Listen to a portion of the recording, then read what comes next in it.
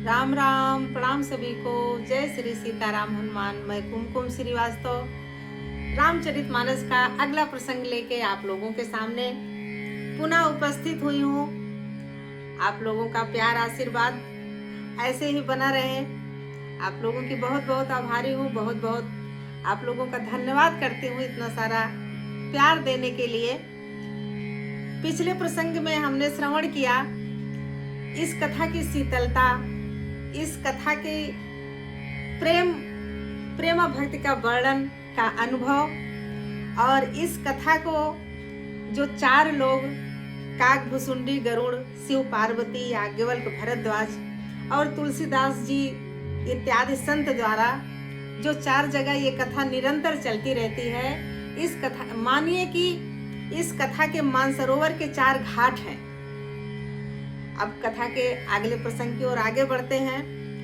आइए अगले प्रसंग में देखते हैं तुलसीदास जी ने कितना प्रेम भरा हुआ है। उस प्रेम में गोते लगाते हैं। और अगर इस गोते में आनंद आता है तो चैनल को सब्सक्राइब करना ना भूलें, लाइक करें, कमेंट करें, अपने कुछ सुझाव कमेंट बॉक्स में दीजिएगा। चलिए आगे कथा की ओर बढ़ते हैं। सप्त प्रबंध सुभग सोपाना, ज्ञान नयन निरखत मन माना। रघुपति महिमा यगुण अभादा, अबाधा बरनब सोई बर बारी अगाधा। कहते हैं 7 कांड की इस मानस सरोवर की सुंदर 7 सीढ़ियां हैं। ये रामचरितमानस में 7 कांड हैं। ये इस मानस सरोवर की सुंदर 7 सीढ़ियां हैं, समझ लीजिए, जिनको ज्ञान रूपी नेत्रों से देखते ही मन प्रसन्न हो जाता है। ज्ञान रूपी नेत्र से, प्रेम से अगर इस सरोवर की 7 सीढ़ियों को हम देखते हैं तो मन प्रफुल्लित हो जाता है। श्री रघुनाथ जी की निर्गुण और निर्बाध महिमा का जो वर्णन किया जाएगा वही इस सुंदर जल की अथाह गहराई है। इस मानसरोवर की गहराई, भगवान का जो वर्णन है वही इसकी गहराई है, जो अथाह है। उसका था हम लोगों को पार पाना, हम लोगों के लिए पार पाना बहुत ही मुश्किल है, असंभव है। राम सिय जस सलिल सुधा सम, उपमा बीच बिलास मनोरम। पुरइन सघन चारु चौपाई, जुगुति मंजू मनि सीप सुहाई। तुलसीदास जी कहते हैं श्री राम जी और सीता जी का यश अमृत के समान जल है। इसमें जो उपमाएं दी गई हैं वही तरंगों का मनोहर विलास है। नदी सरोवर में जो तरंगे होती हैं, समझिए जो इसमें हम उपमा दिए हैं वही वो तरंगे हैं। सुंदर चौपाइयां ही इसमें घनी फैली हुई पुरैन यानी कमलिनी है। ये सुंदर चौपाइयां इस सरोवर की कमलिनी की उपमा दी गई है इनको। और कविता की युक्तियां सुंदर मणि हैं। इस कविता को जो युक्त रूपी छंदबद्ध किया गया है ये मणि है। उत्पन्न करने वाली सुहावनी सीपी यानी जो सीप के अंदर मोती होती है, इस कविता की सुंदर मणि और मोती के समान है। वो सीप के अंदर जो मोती होती है, इस कविता की सुंदरता वही मोती। क्षमा करिएगा, इसका वर्णन इतना अच्छा लग रहा है कि बार बार कहने को, सुनने को मन हो रहा है। तुलसीदास जी कहते हैं कि सुंदर चौपाई घनी फैली हुई पुरैन है यानी कमलिनी है, और कविता की युक्तियां सुंदर मणि उत्पन्न करने वाली सुहावनी सीपियां हैं। ये जो छंद युक्त कविता है, जैसे तालाब में सीप होती हैं उनके अंदर मोती होती हैं, उसी तरह इस छंद की लयबद्ध पंक्तियां हैं। छंद सोरठा सुंदर दोहा, सोई बहुरंग कमल कुल सोहा। अर्थ अनूप सुभाव सुभाषा, सोई पराग मकरंद सुबासा। कहते हैं जो सुंदर छंद सोरठे और दोहे हैं वही इसमें बहुरंगे कमलों के समूह सुशोभित है। जो कमलिनी जो पुरैन है, पुरैन का डंठल है, तुलसीदास जी कहते हैं कि इसमें जो छंद सोरठे दोहे हैं वो कमल के पुष्प के समान है, कमल के पुष्पों के समूह हैं। अनुपम अर्थ, ऊंचे भाव और सुंदर भाषा ही पराग है। इसका जो अनुपमेय अर्थ है, इसका जो प्रेम भरा भाव है, इसकी भाषा है, वो उस कमल के पुष्प का पराग है। मकरंद यानी पुष्परज को पराग कहते हैं और मकरंद को पुष्प का सुगंध कहते हैं। तो वही जो सुंदर भाषा है उस कमल पुष्प का पराग और उसका सुगंध है।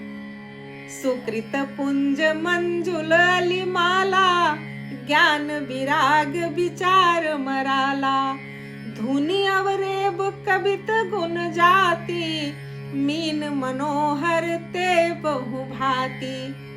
सत्कर्मों के पुंज भौरों की सुंदर पंक्तियां हैं। हमारे जो सत्कर्म हैं उनके समूह, उनके पुंज भौरों की सुंदर पंक्तियां हैं। जैसे पुष्प के ऊपर भौरों की लाइनें लगी हुई होती हैं, उसी तरह सत्कर्म के पुण्य जब अंकुरित होते हैं तब हम ये कथा सुनते हैं और कहते हैं तो वो भौरों की सुंदर पंक्तियों के समान है। और ज्ञान वैराग्य और विचार हंस है। हमारे अंदर अगर ज्ञान वैराग्य अच्छे विचार उत्पन्न होते हैं तो वो हंस के समान है। जो मानसरोवर के ऊपर हंस बैठे रहते हैं, ये उस रामचरितमानस रूपी मानसरोवर के हंस हैं। ज्ञान वैराग्य और सुंदर विचार। कविता की ध्वनि, वक्रोक्ति, गुण और जाति ही अनेकों प्रकार की मनोहर मछलियां हैं। इस कविता की जो ध्वनि है, प्रेम भरी ध्वनि, जो मन से इसको तन्मय होके हम गाते हैं, छेड़ते हैं जी, जो इस ध्वनि को राग में, वो इस सरोवर में अनेकों प्रकार मछलियों के समान है।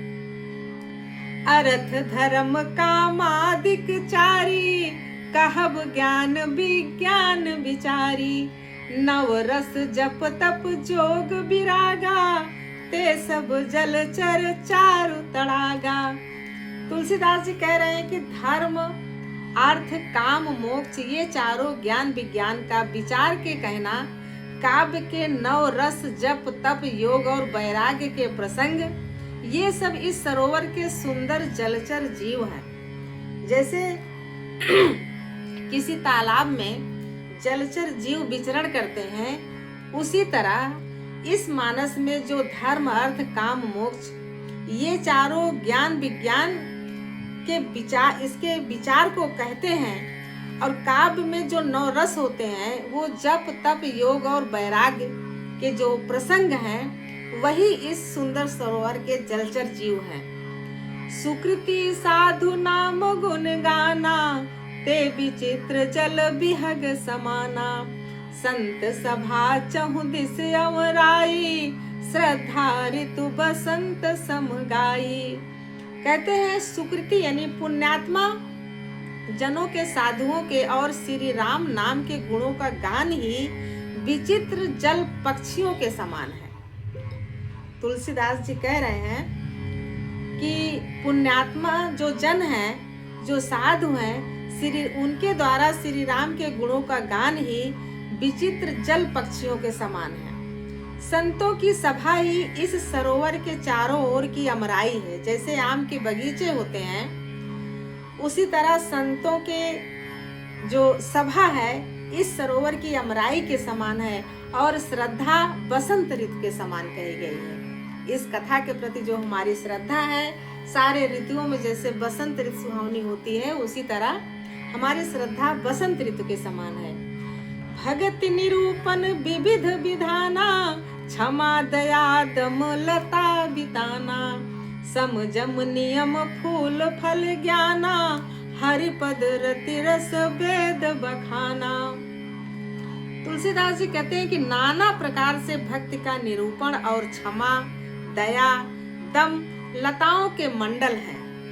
यानी इस कथा के प्रति अपनी भक्ति और अपने अंदर दया, क्षमा का उत्पन्न होना, ये सब लताओं के समान है।